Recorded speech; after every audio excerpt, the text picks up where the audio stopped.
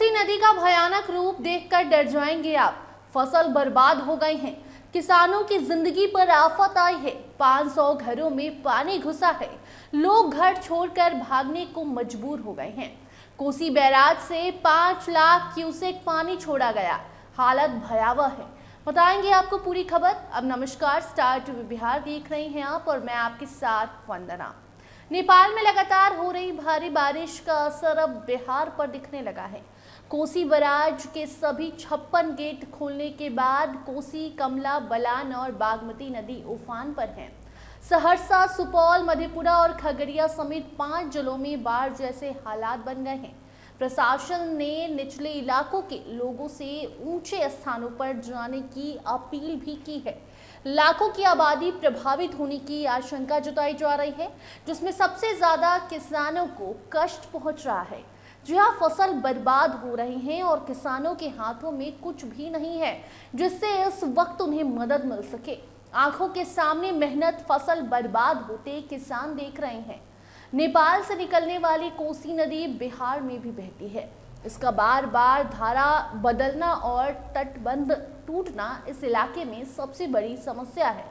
वहीं कमला बलान नदी नेपाल से निकलकर मधुबनी, दरभंगा और सहरसा और सुपौल जैसे क्षेत्रों में बाढ़ लाती है, जबकि बागमती नदी नेपाल की पहाड़ियों से निकलकर उत्तरी बिहार के कई जिलों में बाढ़ का कारण बन जाती है। आपको बता दें कि सहरसा और सुपौल दोनों बिहार के कोसी क्षेत्र में आते हैं और यही नॉर्थ बिहार का हिस्सा है जो नेपाल की तराई से सटा हुआ है।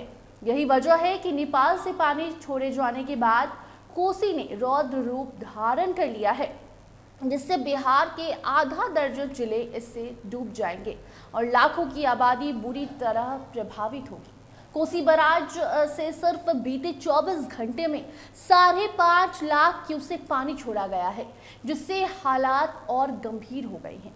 सहरसा, सुपौल जैसे जिलों के निचले इलाकों में प्रशासन की तरफ से लाउड स्पीकर के जरिए लोगों से जल्द घर छोड़कर ऊंचे स्थानों पर चले जाने की अपील भी की जा रही है।